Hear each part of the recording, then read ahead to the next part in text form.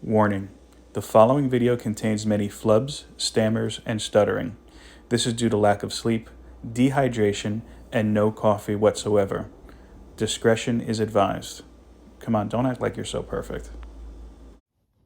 Another day, another doctor's appointment, but that also gives me another opportunity to film a great video for you. Stick around, I'm going to show you what I picked up for my LCS recently.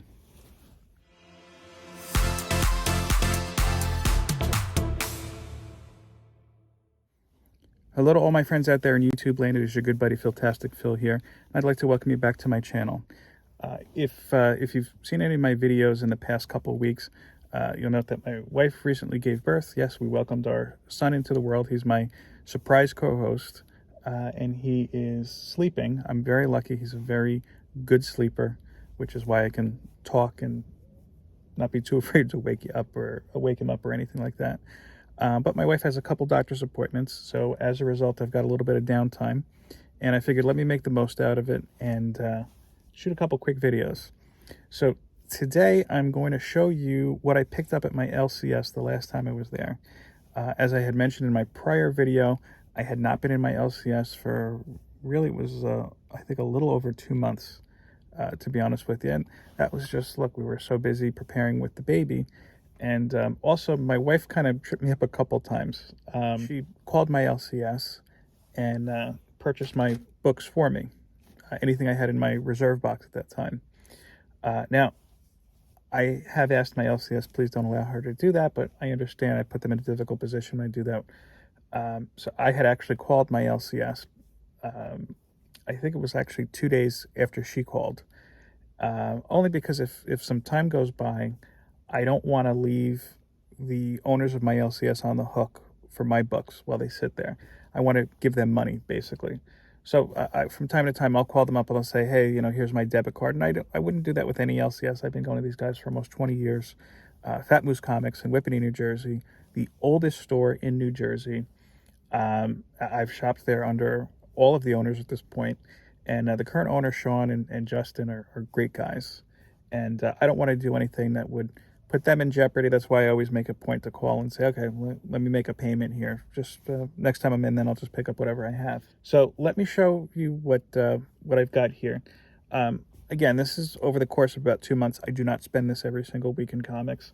And a lot of these actually were also before I trimmed down my pull list. If you look at my video from, I think it's about 2 or 3 weeks at this point, where I went over my goals, I said, look, I'm trimming down my pull list. So don't look at these and say, geez, you really didn't cut anything out. No, because this is, a good portion of this was before that happened. So the first batch of books that we're looking at are the books that my wife actually paid for. I should tell you, by the way, too, when I called and they had said to me, oh, your wife called and paid, I was trying to play a little joke on my wife and pretend I was really mad and that the worker there, Justin, had screwed up and I was going to go down there and complain and pull my box. And I knew that she was like really, really nervous about it and really embarrassed. I shouldn't say embarrassed, but she was laughing. But she didn't know that I knew. So I kind of played through that up until I got my books from the LCS. So without further ado, first one here. This is a series I've been following, independent. This was the final issue, Terry Moore serial. I like Terry Moore's work. I'm missing, unfortunately, issue number 2 in this. I don't think I'd be carrying over much to his much into his next series or whatnot. I'm just want a break from him. The next was Noctera number 7. That's a good series. I'm enjoying that. Homesick Pilots issue 12. That's been a good series, but I'm kind of watching a little bit. The last issue that I had read, they kind of went into a different direction that I like, and I don't know. We'll see how that one works. That might be getting the chopping block. Primordial, number 6. This series probably had the best first issue that I've read in a long time. The other issues are kind of okay, but not great. I'm pulling out, by the way, you might just see me pull out little random things. They had the Saga return on January 26th, so they saved me some bookmarks and some stickers and whatnot. I don't read Saga in the first print form. I do have the paperbacks, and I do enjoy that series very, very much. I'm going to talk about that, I believe, in an upcoming video. This was a giant, and this is a little old by now. This is Geiger.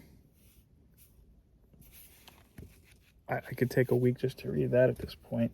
Jeez, 80-page giant. I'm enjoying that series as well. Monstrous number 36. This is one of my favorite series that I've been following since the beginning. I believe that this is ending soon as well. But that's one that's kind of gone under the radar. Marjorie Liu is really doing some great work on that. She is one of my favorite writers. Batman, Catwoman. This is issue 10. I think there's 2 more issues left in there. I'm just checking on our co-host. By the way, some people asked me how come you didn't have your co-host on camera. Just not comfortable doing that yet. We might change that in the future, but for now, just think of it kind of like, you know, if you're like me, a child of the 80s, like Dr. Claw from Inspector Gadget. You never quite saw his face. Okay, Hawkeye number 4. I don't usually follow Hawkeye, and this one was kind of a miss on my LCS's part. Mistakes happen. I wanted the Stormbreakers variant for this. I'm probably going to order the Stormbreakers variant in the future. This, I might just use as a giveaway, to be honest with you. And I wanted that Stormbreakers variant just because it looked very funny. It kind of reminded me of Carl Ruiz as well. Black Widow number 13, Peach Momoko. This is a great series that unfortunately you don't hear a whole lot about. And I think a lot of people just kind of wrote it off as this is Marvel trying to make a buck before the Black Widow movie comes out. But it's been a great series, and the covers have been great on it too. Elektra, Black, White, and Blood. Very cool cover.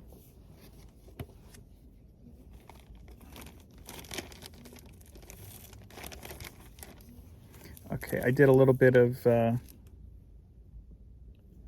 you know what? These are probably the ones that I bought then, rather. Because I did do a little bit of dollar bin diving. Classic X-Men number 28. Doug Bratton, if you're watching, this one's for you, buddy. Sandman number 47. That series is coming really quick on Netflix. And by the way, if you don't know what I'm talking about, as far as, you know, doing a little call out to Doug Bratton, Doug does a blog. His brother David does as well with Reggie Collects once a week. And not too long ago, he was doing a lot of talk about Sandman, and I think people are starting to finally look at that. But definitely check that out. You can go to reggiecollects.com and go through the blog section there. This was X-Men number 5. Cool cover. I'm not going to try to pronounce the artist's name, but there was a Japanese artist who did some variants, I think, for Unknown Comics recently, Wolverine, where you saw him versus Maverick, and you saw kind of like Maverick's reflection in Wolverine's claws and Wolverine's reflection in Maverick's helmet. It kind of reminded me a little bit there because you have a reflection. X-Men number 7. My co-host is snoring away. Stay that way, buddy. X-Men number 8. Very cool MODOK. I've been watching that series on Hulu, by the way, as well. I'm enjoying that. Which makes me say that I miss X-Men number 6. Here's a variant of X-Men number 8. Again, these were already paid for. I'm trying to limit it to one cover myself.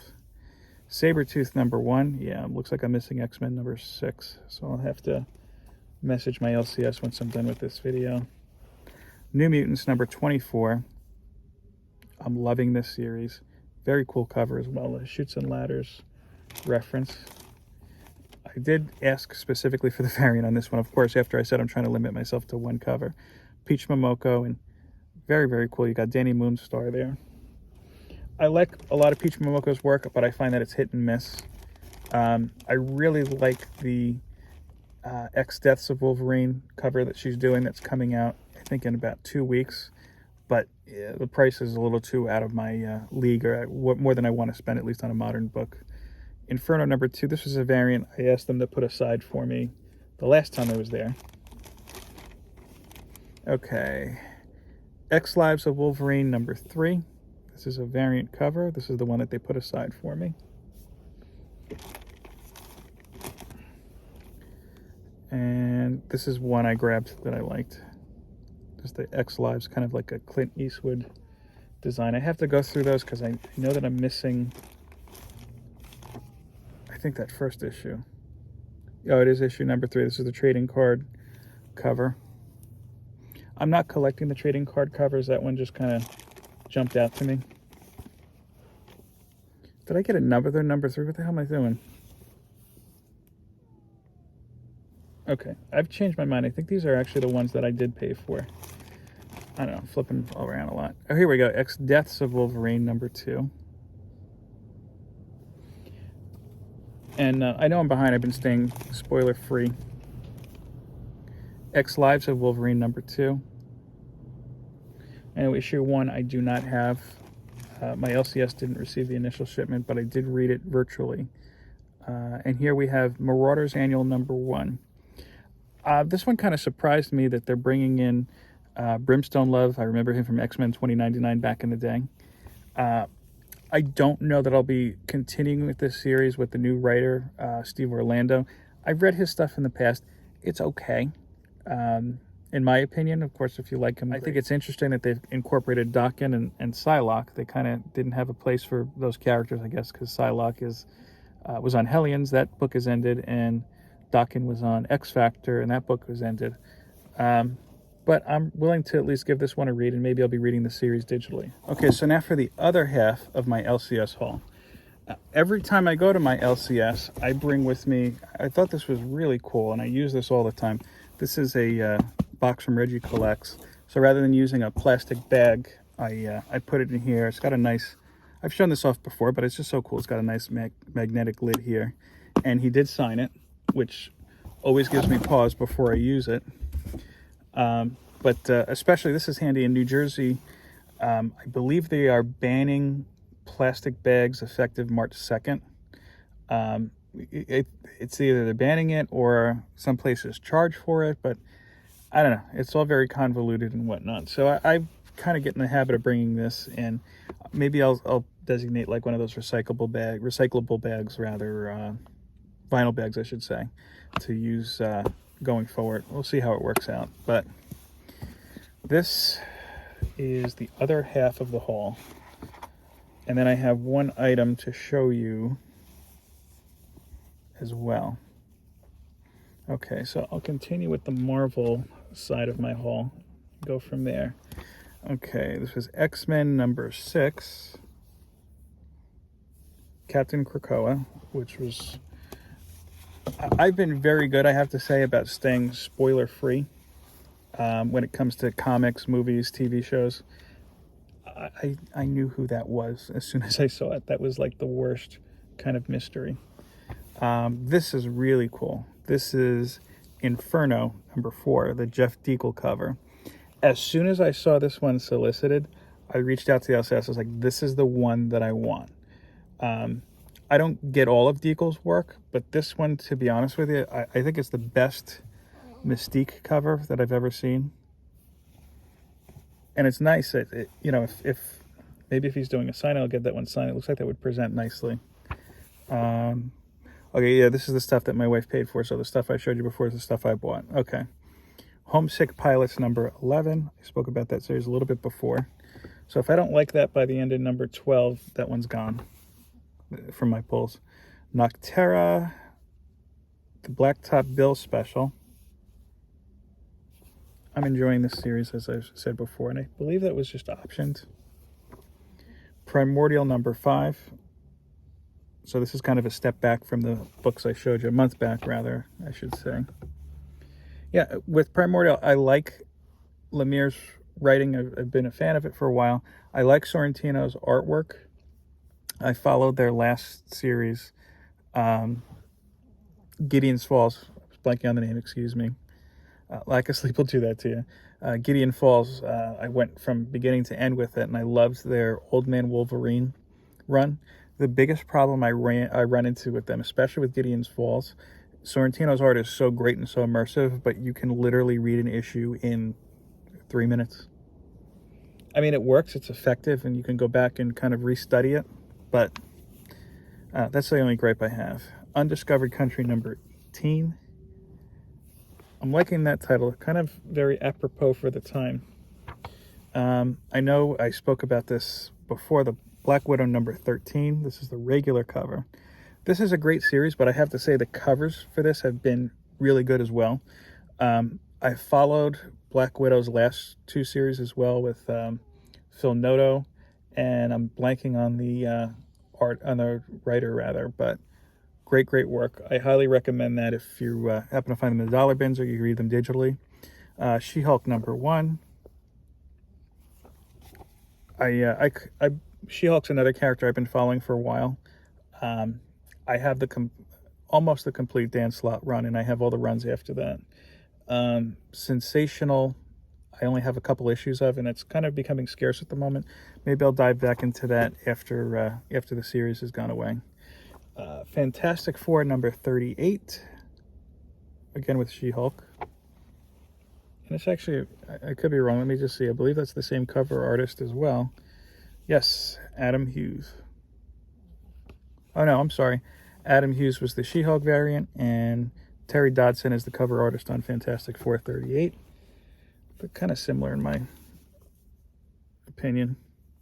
Fantastic Four number 39. This is also the last issue of Fantastic Four that I'm getting. So this was the end of it for my pulls. No more Fantastic Four for me. I love it, but I'm going to read it digitally. Batman number 119. Again, this is the last of the Batman books I'm getting as well. I will be going over to digital for DC within the next couple months as well. I have a little bit of time with that. From what I understand, they have like a 6-month delay with their online service, whereas Marvel only has 3 months. Batman Catwoman special. This was a holiday one-shot. We're well past the holidays at this point, but oh well. Like I said, I was absent for a little while. Wonder Girl number 7. I was not going to get this, but this is the last issue of the series. I don't know, little mixed emotions about that. It started out promising, didn't really go anywhere. The best thing I could say is I think Joelle Jones did a great job drawing it. I know that might seem a little harsh. Green Lantern number 10. And I'm going to talk about this in 1 second, because I have Green Lantern number 11. The only reason I got these is because of 2 of the artists. Tom Rainey, believe it or not, he pops into my LCS often. I think he's a great, and trying to think of the best word to say, he doesn't really get the credit I believe he deserves, at least in my opinion. He's one of those artists that could just jump on anything and really make it his own. And Sanapoa, Maria Sanapoa, I highlighted Maria Laura Sanapoa, excuse me. Again, infant, lack of sleep, it gets to you. I've spoken about her artwork before in terms of Sensational Wonder Woman. I still think that she does the best Wonder Woman I've ever seen. I'd like to see her on a Catwoman series. I think she'd do a great job there. I don't know if she's done much work for Marvel, but that might be interesting to see her take, I think, on White Queen. Maybe I know that Marvel's doing a Immortal X-Men series. That one is going to be on my pulls, which just focuses on the Quiet Council. I'd be interested in seeing her on that one. And now this next book that my LCS gifted me. Actually, it's not a gift for me, it's a gift for my wife, but I told her I'm going to show it off. One thing that I shared recently is that my wife's favorite comic book movie, and she saw this before we met, is the Halle Berry Catwoman film. Yep, that's her favorite. And look, that's her opinion. I hadn't seen it before meeting my wife. We sat down and tried to watch it recently, or we did watch it recently, I should say. I didn't enjoy it, but I'll say this. I don't think it's as terrible as many say. Okay, I take that back, but Halle Berry does a good job. I think it's saddled with a bad script, with bad effects. You know, we're talking the early 2000s when people were just kind of using CGI because they could. It has this CGI, there's a CGI like strut that they do with Catwoman. Again, you don't need to just CGI a figure walking on a rooftop. That is, it looks like, first of all, the way that it moves, and I know I'm stumbling with my words, but the way it moves, it made my back hurt. Like you have like the shoulder up, hip out. I was like, nobody walks like that. It looks like a glitchy Mortal Kombat, full motion video. I will say this, I do think they give good fan service to the Michelle Pfeiffer Catwoman in it. There's a good scene for that. Anyway, so he gifted her the Catwoman movie adaptation paperback. It's Catwoman the movie and other cat tales. It's the official comic book adaptation of this summer's hot action movie. The only way this movie was hot, I guess, is if the air conditioning was broken at the theater. Plus 3 Catwoman tales from her own comic series. That was at least smart on DC's part, thinking people are going to buy this because the movie adaptation, we might as well get them hooked on the character. And it includes actually some of the decent parts of Catwoman's run. I see some of Ed Brubaker's work in here. Who else? Yeah, mostly Brubaker. Catwoman is a character that I happen to really, really like, but I feel for as much material, as many stories as there are with her in it, you really don't see, she hasn't had that quintessential story yet. Nobody feels really kind of scratched the surface. Brubaker has gotten the closest. I also really enjoyed the title, we're talking it's probably 10 years ago or more at this time, when they did 1 year later, where she just had a kid. I don't remember how it ended, but I do remember enjoying that one thoroughly. Well, that is my haul from my LCS. Again, this was over the span of about 2 months. My future hauls are a little bit smaller for my LCS, and if you haven't seen my goals video yet, you should go ahead and look at that, because then you'll understand why. Just a reminder that I am running a contest. If you'd like to see how you can win either comics, art, or a donation to a charity of your choice, check out the video from before this one. I'll put a link in the description. I'll also make sure that we include it in a little card or something at the end of the video. Thank you again for watching. Peace, love, and comics. Take care.